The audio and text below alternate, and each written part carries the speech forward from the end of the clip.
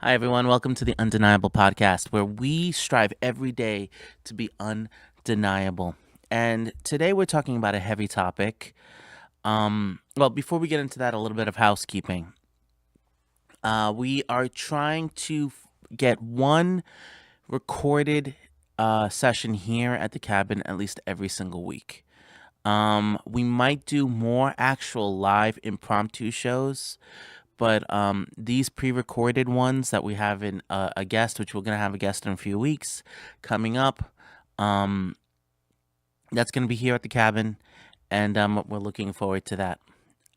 So we're excited. We're gonna be trying to post weekly, and even a couple of times a week if once when we start getting the momentum and we see how editing goes, and we really want to make this make this into something. And I feel like we're starting to gain momentum. We opened up the Instagram page. We're going to put the link down on the bottom. Please follow there. That'll help us out so much. And again, if you're watching this, if you could like, subscribe, it helps us out so much. We can't monetize until we hit 1,000, I think 500 or 1,000 subscribers. So we're at 71. We're not doing so bad, but we need your help. We need your help to get there. Um, Another thing this week, and I haven't posted this on socials yet, but we launched an album. So we wrote an album of original music, Christian music, and it's 8 songs. It was a passion project of mine. I've been working on it for about 3-4 months now, um, and it came up with some like not real music videos, like lyric videos to accompany them, and I exhort on it, and it's on the YouTube page. I encourage you to please go watch it. I'm going to put a link down in the description. Again, these views, subscribes, the likes, it helps us all. We need to hit a viewer count. I forget exactly how much, but once when a certain amount of guests of you guys watch a certain amount of hours, it helps us monetize. And the whole goal is to do this full time. And everything helps. You're subscribing, you're liking, you're sharing. It all helps me and my family reach and achieve our goals and spreading the word and the message. Um, so that's a little bit of housekeeping. And today we're going to be talking about a heavy topic, something that I really honestly it makes me sick. I've been angry all damn week. And you probably know if you're watching this as it's happening, hopefully, the outrage is still there months from now. But if you're watching this anywhere near the time that it's happening, you know that it's about Jeffrey Epstein.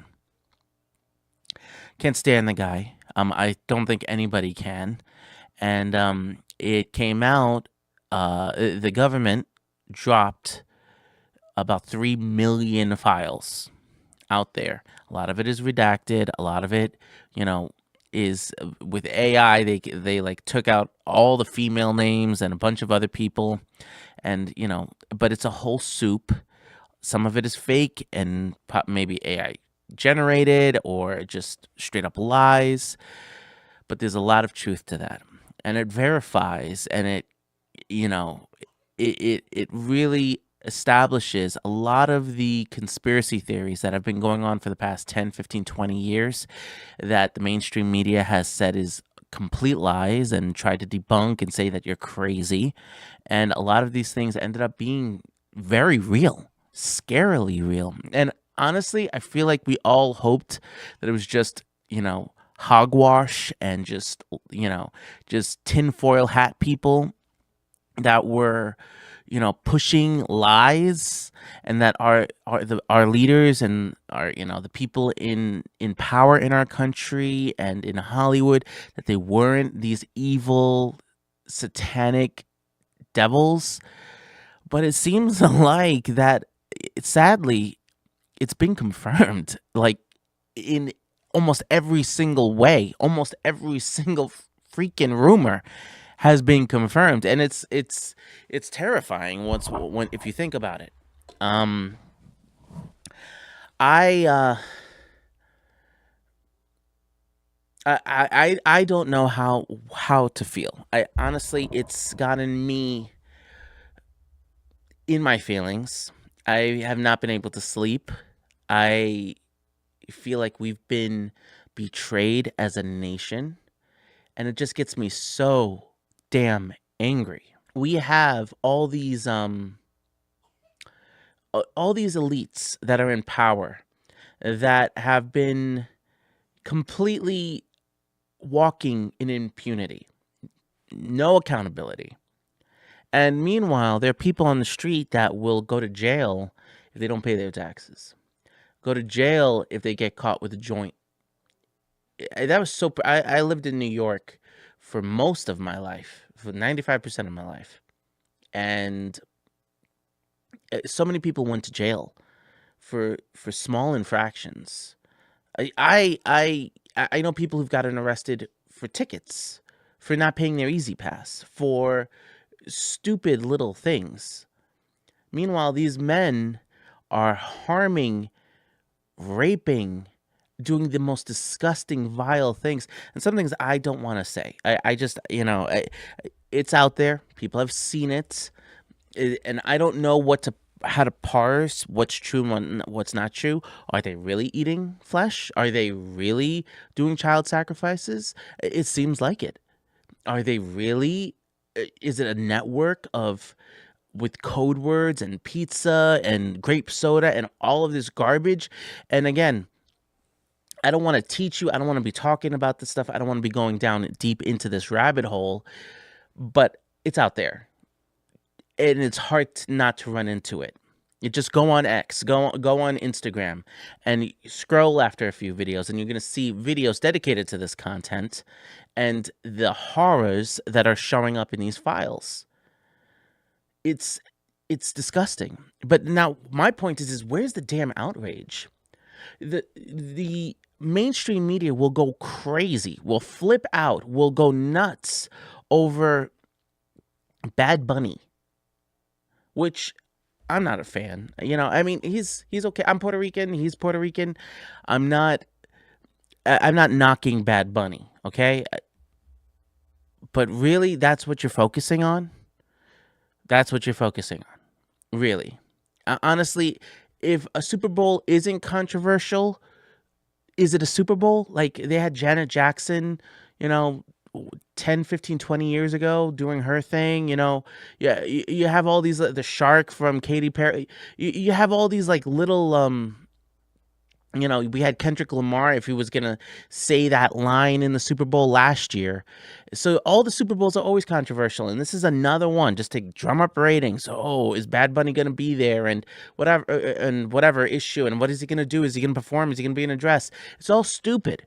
It's all stupid. It's all fluff. It's all distraction. Where is the damn outrage? Where is the anger towards what people are doing to kids? Our kids, our young children that are vulnerable. Where is the damn outrage? The society is so hypocritical. And honestly, what I'm scared of the most is that in a few months, in a few years, this is all going to wash away. There's not going to be any outrage anymore. People are going to get by scot-free. And chances are, people will get away scot-free. The fact that people have sat on this, people have known about this. This is not new information. And this is not a political debate. This has nothing to do with Trump, nothing to do with Biden, nothing to do, or everything to do with them. It doesn't matter what side of the aisle you are on. The evil has permeated both sides, all sides. It's everywhere. If you have power, the evil is there. And so again, I'm not saying oh, Trump is evil or Trump is great or Biden is great or evil or whatever. I'm not getting into that. I'm not getting into that nitty gritty. I'm not getting into that specifics. I think everybody on all sides, no matter where you go, is somewhat corrupted or at least blackmailed or again, you have CIA, Mossad, all these agencies that make it their business to get dirt on people and force them to do things or say things or cover up things that, that maybe they might not want to do, or maybe they do and they're complicit. There are tons of complicit people in these files. So then that brings us down. So if these people are going to get away with it scot free, probably, hopefully some heads will roll. There are going to be some sacrificial lambs. There are going to be some people that are will take the shots and go to jail, but the majority of them, the big wigs, the most powerful, are not going to get touched. There's rumors that there are 6 million files and only 3 million were sent out, which in and of itself is one of those things where they just send out everything garbage, so you just get lost in the soup and you can't even figure who's going to go through 3 million files. It'll take people 10 years to go through all of those files. So they did this so things get lost. It's a cover up. Okay, I'm grateful that they published what they did, but they didn't publish everything. They took out the ugliest of the ugly. They redacted the ugliest of the ugly, and they're holding back and protecting the most powerful. And yeah, some people are going to get consequences for this. They might go to jail. They might be publicly shamed or whatever. I don't think it's enough. I don't think we're going to see justice for these girls and boys, people. I don't think these babies, I don't think there's going to be justice. There will be justice eventually. I've always struggled with the thought of hell. Okay, as a Christian, I get it, but at the same time, I don't. Like, damn, that's really brutal. And I guess maybe for Hitler or Stalin or these Genghis Khan, okay, yeah, hell is perfect for those people, but for a lot of people, it's not. But I'm starting to realize that hell was made for devils and demons like this, for the Jeffrey Epsteins of the world.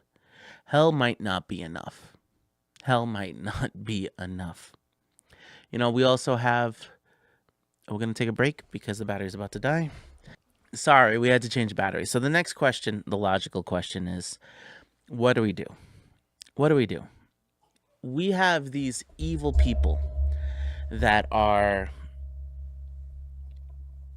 taking advantage of our kids in the most demonic, evil, oppressive ways. What do we do? What do we do as a society? What do we do as parents? What do we do as men, for the men that are watching, and for the women that are watching too? What do we do as a society? I think that we need to stand in the gap and be present parents, protectors, and be strong for those that are weaker than us. A lot of these kids, and I'm not saying all of, I'm not blaming the parents at all. At all. A lot of the parents, they were trying to do what's best for their kids. They might not have known the situation.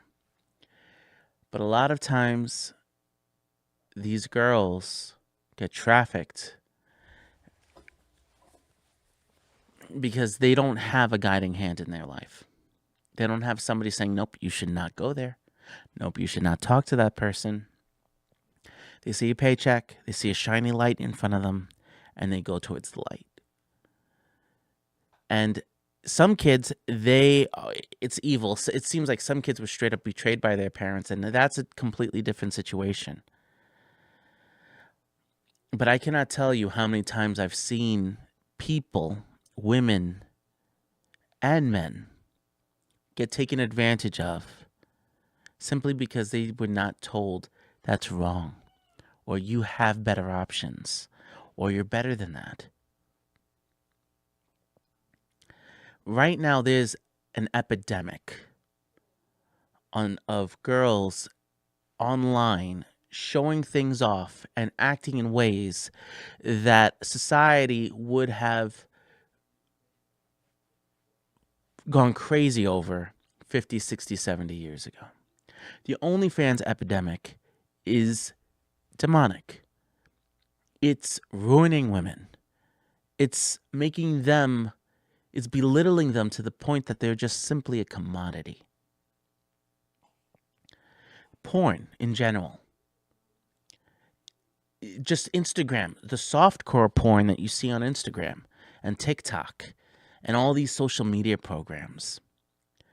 These women are getting taken advantage of and not getting paid, some of them. Some of them are. Some of them are making millions, but a lot of them are not. A lot of them are not. I had a friend, somebody that I knew. I saw their social media. They decided to open up an OnlyFans. They only had a few thousand followers. They never went anywhere. It did not become successful. Within months, they stopped doing their OnlyFans. I'm not sure exactly when or how long it took, but they stopped. They quit. So they made no money, and they put their entire bodies out there. Their self-esteem degraded. They destroyed their confidence. For what? They didn't even get paid. And I haven't spoken to this woman in a very long time. But what was it for? What was it worth? Again, it's like that scripture. What is it to a man if he gains the entire world but loses his soul?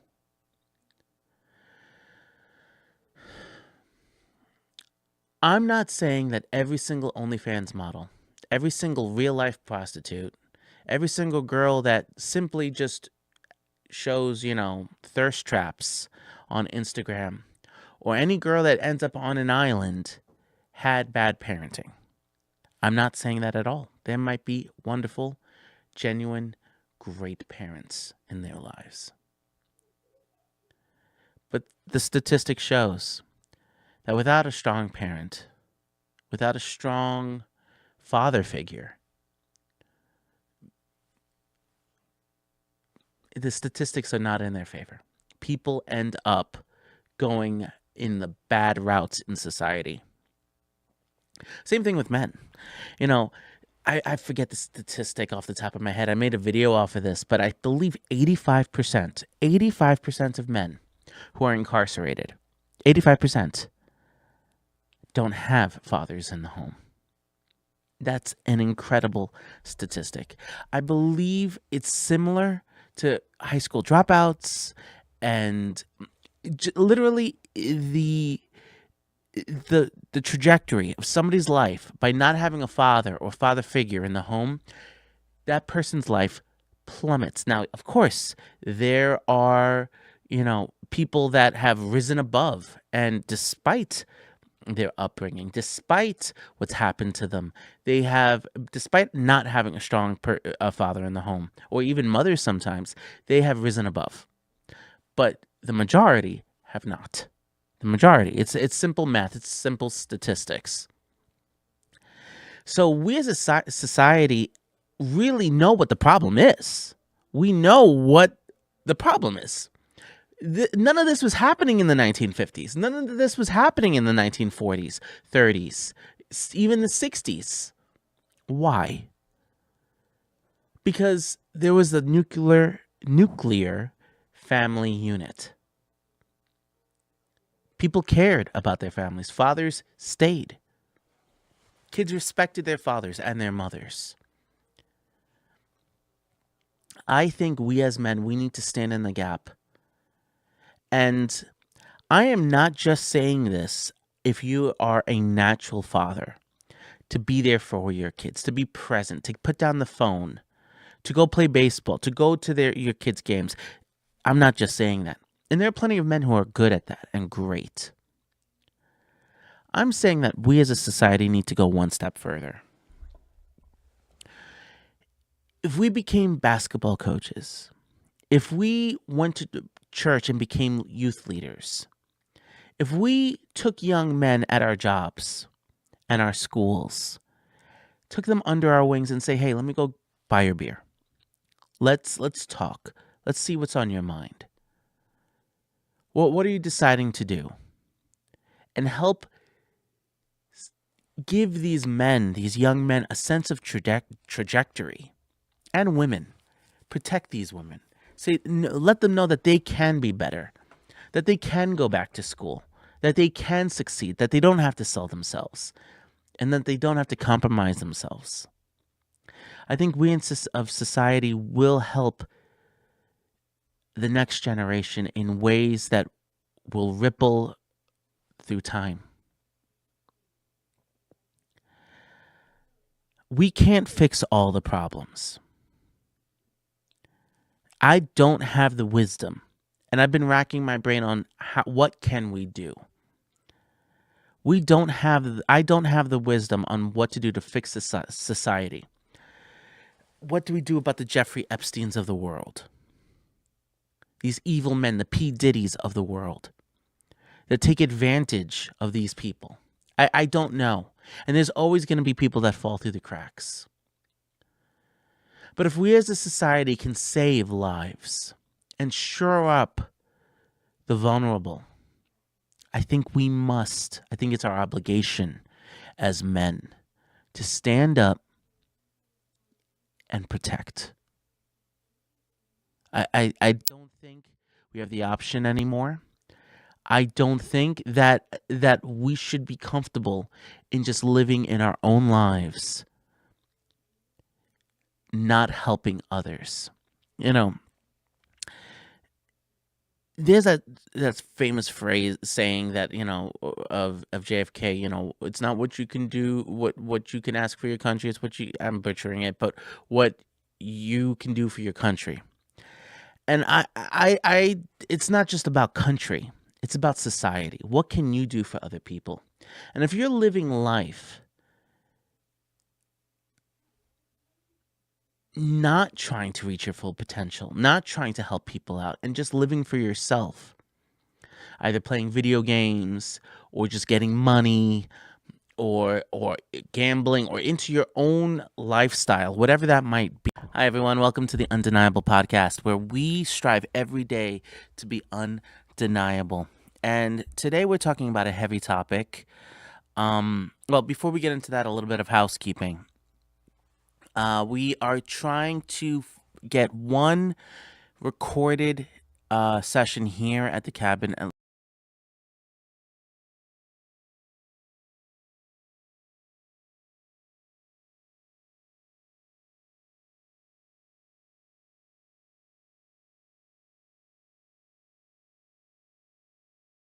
Hi, everyone. Welcome to the Undeniable Podcast, where we strive every day to be undeniable. And today we're talking